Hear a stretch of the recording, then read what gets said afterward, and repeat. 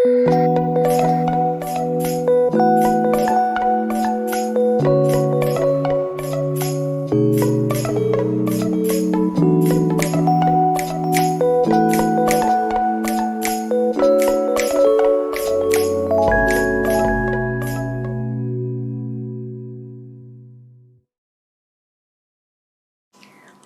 Ibu, dan saudara-saudariku yang terkasih di dalam Kristus, salam sehat dan sejahtera senantiasa. Kita bertemu lagi pada pertemuan bulan Kitab Suci yang keempat, yang bertemakan Yesus sahabat bagi semua orang yang bertobat. Dan biblisnya diambil dari Kitab Wahyu bab 3, ayat 14 sampai dengan 22. Kitab Wahyu merupakan sastra apokaliptik yang menyingkapkan wahyu Allah kepada kita semua. Susunan daripada pertemuan bulan Kitab Suci yang keempat ini saya bagi menjadi 3 bagian. Yang pertama adalah pengantar, kemudian kita masuk di dalam isi yang berisikan ulasan dan ditutup dengan kesimpulan serta pesan pastoral. Kita masuk di dalam latar belakang, yaitu gereja Laodikia sangat penting sehingga disebut 4 kali dalam kitab suci. Di dalam Kolose 2 ayat 1, kemudian Kolose bab 4 ayat 13 dilanjutkan dengan ayat 15 sampai dengan 16. Dan ini terjadi dalam Kekaisaran Roma yang dipimpin oleh Raja Antiochus II pada abad 3 sebelum Masehi. Inti daripada bulan Kitab Suci Nasional pertemuan yang keempat merupakan kritikan yang ditujukan kepada jemaat di Laodikia. Mengapa demikian? Karena kehidupan rohani mereka yang suam-suam kuku. Mereka tidak benar mengimani Allah. Arti daripada suam-suam kuku di dalam KBBI, Kamus Besar Bahasa Indonesia, artinya hangat.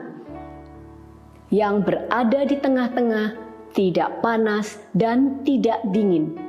Demikian juga dengan iman Kristiani untuk jemaat di Laodikia.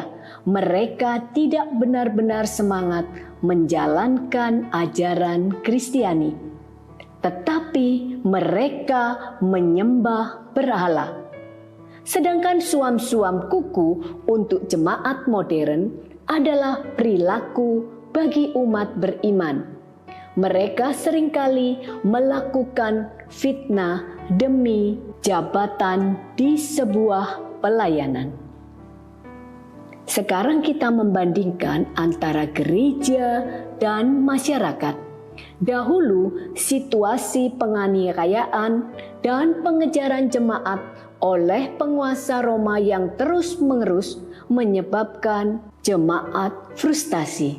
Sedangkan dalam masyarakat modern, pandemi COVID-19 yang terus-menerus tanpa henti menyebabkan semua masyarakat juga frustasi. Maka kita perlu beriman kepada Tuhan, tidak seperti jemaat di Laodikia yang suam-suam kuku. Kita perlu melakukan tindakan yang sesuai dengan iman Kristiani. Kita mencapai dalam ulasan, yaitu kata kunci daripada pertemuan bulan Kitab Suci Nasional yang keempat ini adalah jemaat Laodikia, suam-suam kuku, pertobatan, dan sang amin. Laodikia merupakan kota di Asia Kecil di sebelah barat Kolose. Kehidupannya sangat makmur, tetapi kehidupan rohaninya banyak memuja dewa-dewa, sehingga demikian yang diartikan dengan suam-suam kuku. Kemudian suam-suam kuku sendiri ada di kitab Wahyu 3 ayat 17, mereka sangat membanggakan kekayaan sehingga kehidupan rohani mereka menjadi miskin. Allah menjadi sekunder. Benang merahnya adalah iman kita seringkali suam-suam kuku. Kita merasa seolah-olah kita sudah melayani Tuhan, menjadi pelayan sabda, tetapi tindakan kita semena-mena dan tidak sesuai dengan iman Kristiani. Maka pertobatan adalah hal yang penting untuk kita lakukan. Seperti kita lihat dalam gambar yang dilukiskan oleh seorang pelukis Holman Hunt dari Inggris yang menyatakan bahwa di sana Allah mengetuk pintu yang dapat dilihat tanpa handle. Sehingga Allah mengetuk pintu bagi kita, tetapi manusia mempunyai kehendak bebas. Peringatannya bagi orang beriman, Tuhan menunggu dengan sabar, tetapi manusia sekali lagi mempunyai kehendak bebas untuk ikut dalam perjamuan Allah, ataukah kita menjadi jemaat yang suam-suam kuku.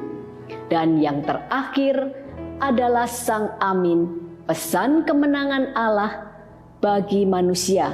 Intinya kebangkitannya mengalahkan yang jahat. Allah menunggu manusia bertobat, dan mampukah kita untuk mengalami pertobatan? Kita sampai pada kesimpulan, yaitu iman kita janganlah suam-suam kuku seperti yang dialami oleh jemaat Laodikia. Kemudian Allah sendiri setia mengetuk pintu. Ada di dalam kitab Wahyu bab 3 ayat 20. Sehingga kita mau duduk dalam perjamuan bersamanya, ataukah kita tidak sesuai dengan kehendak Allah seperti jemaat di Laodikia? Jadi, siapa yang bertelinga hendaklah mendengarkan.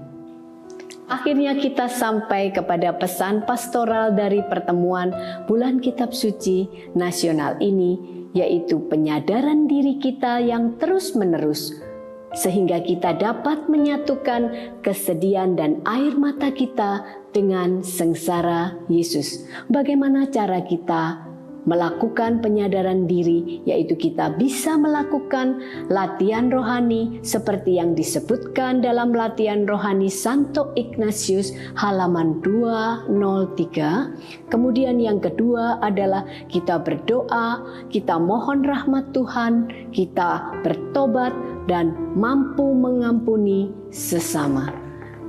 Demikianlah akhir dari pertemuan Bulan Kitab Suci yang keempat. Terima kasih, Tuhan memberkati.